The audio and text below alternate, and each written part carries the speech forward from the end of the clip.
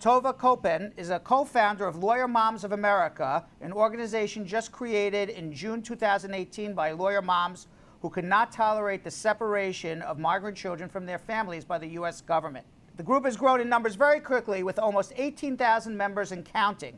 In July, the group sponsored Kids Take a Stand, in which children and families hosted 112 lemonade stands across the country to raise awareness of these migrant families and raise funds to speed up their safe reunification.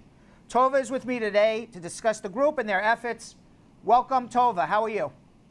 Good, thank you. Thanks for having me. So tell me about the first action you took. You hand-delivered an open letter to members of Congress demanding an end to family separation and detention. You handed one to congressmen in 49 different states. How did you accomplish all of that? How did you hand the same letter to congressmen in 49 different states? What was in that letter, and what was involved in writing that letter? You know, you have so many people in the organization. Did one person write and just say good, or you had to, was it a group effort? Tell me about this letter. You know, for us, we recognize that a lot of this is, I don't want to say out of the hands of Congress, but it's an executive order. So there are steps that Congress could take, but still what we needed to do and what we really wanted to do was continue the awareness and keep it going. And that has always been our goal. We did have more luck getting in front of the members of Congress, their staff that were Democrats, but we saw Republicans. We received letters back. We received letters in support. Even Susan Collins in Maine wrote a letter stating, you know, this is what we're doing. This is, you know, and she's a Republican, and saying, you know, we're working in the Senate to stop this. These are the initiatives we're trying to do. So, what did you say in the letter? We essentially outlined the fact that as lawyers, we had a responsibility to uphold the Constitution. We are moms and lawyers, and we do not get bored easily. So we aren't going to forget about the issue. We don't find that until every single child is reunited that Right. There has been sufficient completion or execution of the order that the judge had. We feel that there are still 565 children that remain separated. And so we did have some, you know, response. Obviously, Congress hasn't done much yet. Well, there's still 583, and there's several thousand that have been reunited. Has your organization ever talked about what the long-term health effects are for these children? You know, it's one thing to strip kids away from their parents, but is there anything that the government that you're aware of is going to do to monitor these children to make sure that they're not emotionally scarred for the rest of their lives? I'm not aware of anything that the government plans to do. As far as I can tell, the government doesn't even think they have a real duty to reunify these children with their families. They'd prefer someone else took care of that. We did have an accompanying letter that we took that was from a physicians group, a physicians mom group to be specific, that really addressed some of the health concerns, because there's long-term both physical and psychological concerns. So besides advocating for kids to be back with their parents, does your organization do anything to help the children find the parents who are separated? Or are you saying that's just totally the government? Or are you doing anything to help the families that have been reunited?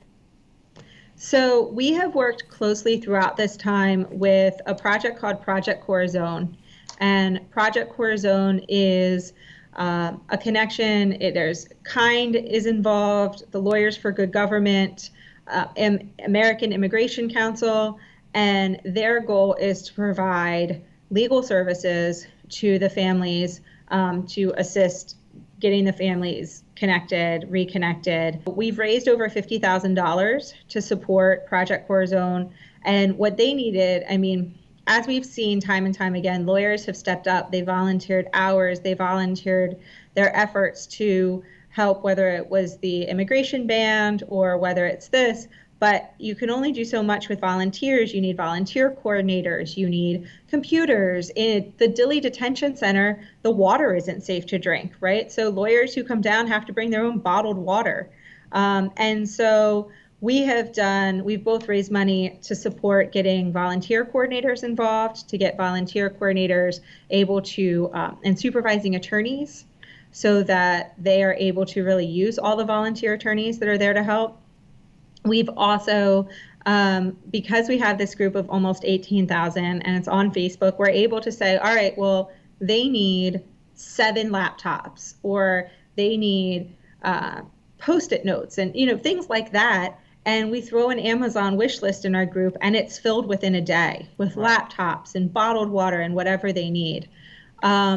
So we've done things like that. We've also tried as best we can to facilitate miles. So if there are parents on one side of the country and they need to get to the other side of the country to see their children, had, I believe, I want to say almost 5 million miles have been collected. Wow. This is actually the first I'm hearing about this, but you know a lot more than I do about what's going on there.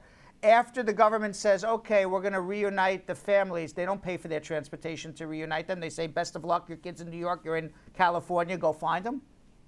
So they're supposed to. They've been ordered to. And I think, I don't want to overspeak what they aren't doing. I think in some cases they certainly have. But there are certainly enough instances where they've needed, we've needed to collect the miles and figure out ways to connect families or help people get on buses. Wow. And to be perfectly honest, we are not necessarily the group that is showing up at a bus station.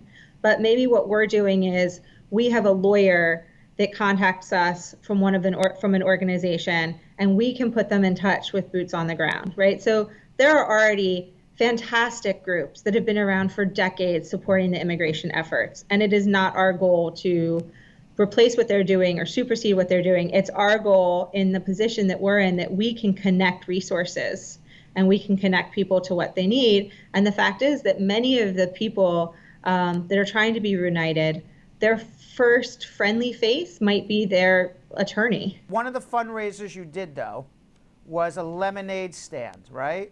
Yes. And there were lemonade stands all over the United States. How did that come about? And how many lemonade stands were there? How much did you raise in these lemonade stands? Yeah, so I want to say about $35,000 we've raised from the lemonade stand. Wow. We had already started a fundraiser in July, which is how we got our $50,000, over $50,000 at this point. One of the members of the group, her name is Jasmine, she's in California, and she said, what if we had a lemonade stand? The lemonade stand, we had 112 of them in 37 states. And what ended up happening, which was even better than we imagined, was people would pool their lemonade stands together. So one town might have a lemonade stand at a farmer's market where a ton of families got together. So it was, I think, even more exciting than we had hoped. Maxine Waters came. There were a few actors and actresses that sort of popped in. We had a few mentions online. And kids get it. In their world, America and the United States is still a really amazing place, and it totally makes sense that people would want to come to our country. And so the idea that we wouldn't welcome them and share, right, basic things that you learn as a child is really hard for them to fathom. The fact of the matter is, if the children that were being separated from their parents were sweet little cute blonde kids that are having a lemonade stand that you love and they're your neighbor, it wouldn't happen. Correct. It wouldn't even happen. Wouldn't be a but thought. Because they have convinced our country somehow that these people are some sort of other, that they don't belong here. Something less desirable than you and I, which is right. Which is not true, because we're all humans. That's what they have convinced them. And so what we hoped, and I think we did with the Kids Take a Stand, was we were able to put a face to this that maybe, I picture some of the signs, and it's a little kid with a sign that says, kids need their mommies, or mommies need their kids. And that's putting a different face that maybe someone can relate to. And I hate to think that that's something that we have to do. If you're a man, can you join this? So our thought is, it is founded by lawyer moms. We are welcoming to everyone, but we want to keep our eye on the ball of the legality and constitutionality of this practice, and also the fact that it just goes against human decency. And we think that those are lawyer and mom traits. So lawyermomsofamerica.com. We have a Facebook page, Lawyer Moms of America on Twitter, and we are certainly not done. We are preparing our next initiative for the fall. We want to engage with as many people as possible in the fall. We recognize that in November, there's a rather big election coming up.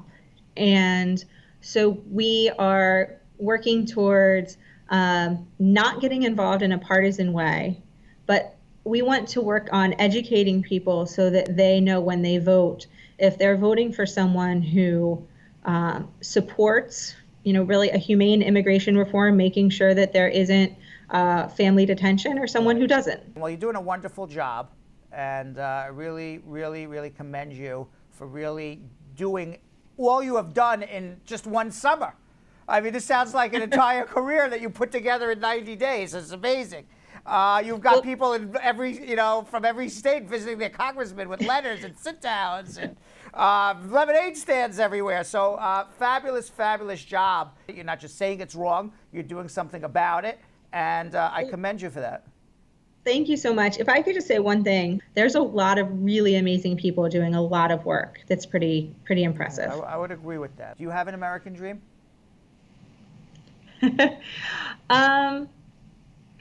I do. I guess if I had a dream for America, I don't know if that's exactly the question, but I think that many of us have a belief of what the United States is. And I think over the last few years, we've realized that what we think it is and what it really is isn't necessarily the same. And so my dream, at least for our country and for my children, is that we can and they can help make America into what we hope it is, what maybe we were raised that it is, this amazing place, welcoming to everyone, land of the free, that we can actually turn the country into that. Oh, yeah, I second that. Thank you very much for coming on. I appreciate it. Thank you. Okay.